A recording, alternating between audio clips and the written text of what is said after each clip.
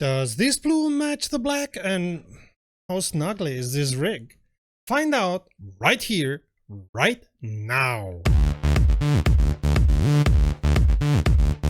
Greetings Romy, you're watching Rom, the channel sharing the joy of sim racing. Today we're once again reviewing a sim racing product that could interest you. Thanks to all those who come here often, especially those who subscribe, and even more our patrons. My name is Serta and I will be your host for this video. You know what we haven't tested much in our channel? Rigs. So how about we start right now? SimLab is a Dutch company who've been doing aluminium extrusion rigs since forever, and as far as we know may have been the first company to put aluminium extrusion rigs to market. And they thankfully sent us their GT1 Pro cockpit to test and review. The SimLab GT1 Pro is a mid-range aluminium extrusion rig from SimLab, priced at about €640. SimLab was generous enough to not only send us the rig, but also the famous blue bucket seat, what they call the Speed 1, the seat slider and the single monitor mount.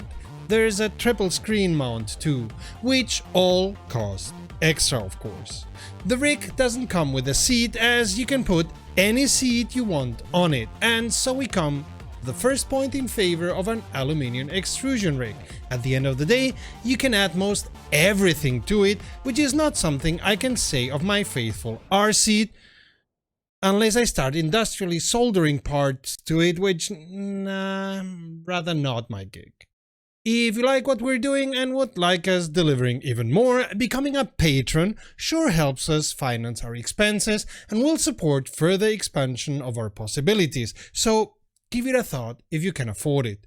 While you're thinking about what level of patronage you want to choose, let's get back to the rig. Be prepared for an abundance of packages for what ends up being somewhat of a puzzle. While this puzzle comes with a manual, the manual is not well designed and tends to have you do things you have to undo later, like adding the plastic end caps or even affixing some of the nuts. As exasperating as the IKEA manuals can be, at least they go bit by bit in the right order and don't force you to undo things later. As you have to go to SimLab's website to download the manual or manuals anyway, I would recommend SimLab to not only redo their manuals, but also to make them in a way where they change interactively depending on which add-ons you have chosen. It's not difficult to do and something I was already programming at the beginning of this century. Just saying. So, about the manual, sit down with the main manual, and if you bought some add-ons, also the manuals for those, and read them thoroughly at least twice. Then plan how to put everything together without having to undo half of what you did before. The one-pager for the slider is especially frustrating, and the video SimLab produced for it is much better than the one-pager. See the link up there. That said, once you've done battling the manual and have built the rig, the parts fit quite well together and assembling them was not complicated. Of course, as it is with extrusion rigs, they are very modular, and that means that the position of the different parts is in flux until the very end. I learned quite soon to not affix any of the nuts until I was positively sure that was the place and the position I wanted to have them fixed. Both plates for the wheelbase and the pedal come pre-drilled and look able to take on anything you want to put on it. Added to this, the manual shows recommended nut settings for the most diverse range of wheels. This is an excellent idea and a great help. The pedal plate is especially large and can accommodate most any foot size. This may be a solution to the problems I have with the Talento pedals, which are a tiny bit too close to each other, as I said in the review.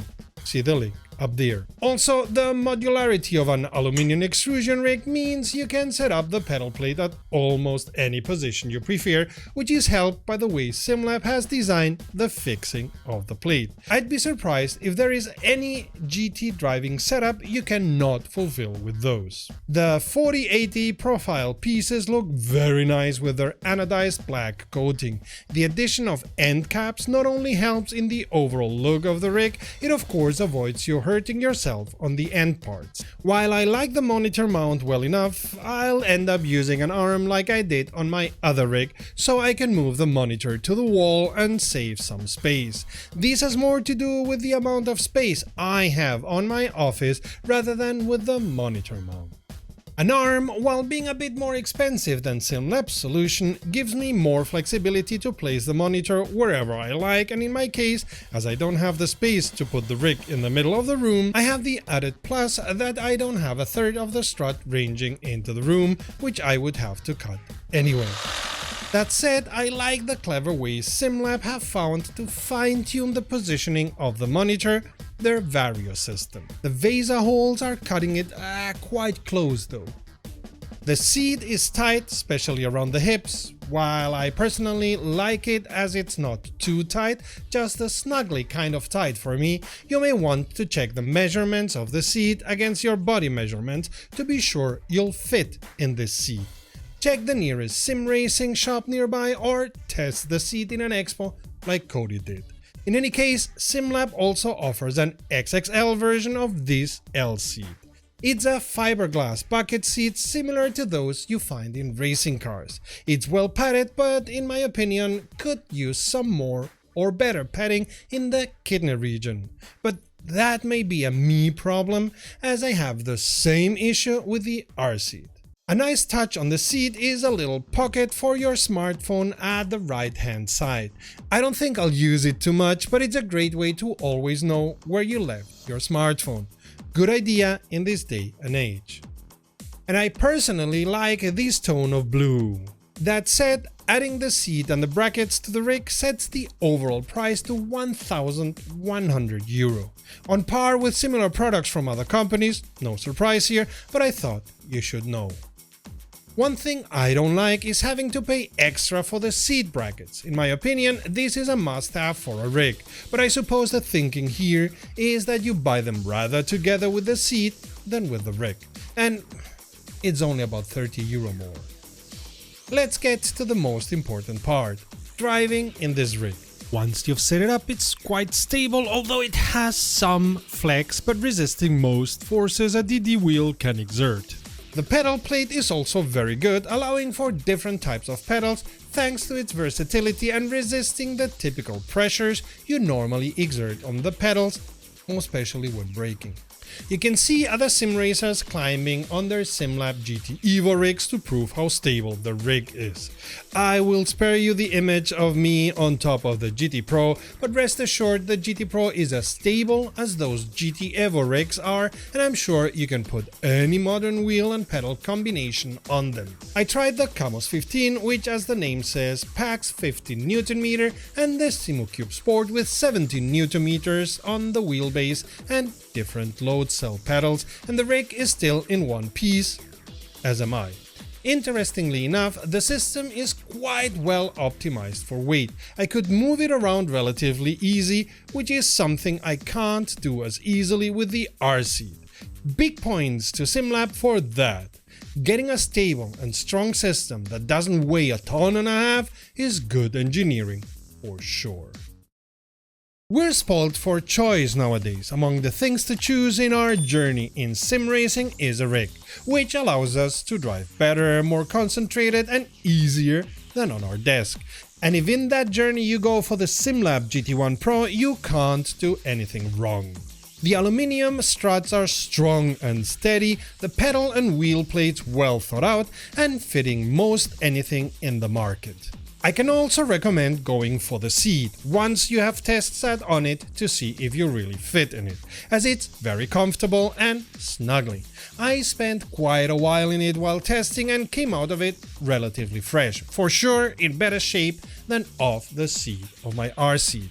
Even if the rig does not convince you, if you're looking around, this seat could be on your shortlist. The monitor mount did not fit my needs, notwithstanding the clever way it's set up and how well it fits on the rig. I have nothing bad to say about it, other than maybe the main strut is too long and you may end up cutting it to measure.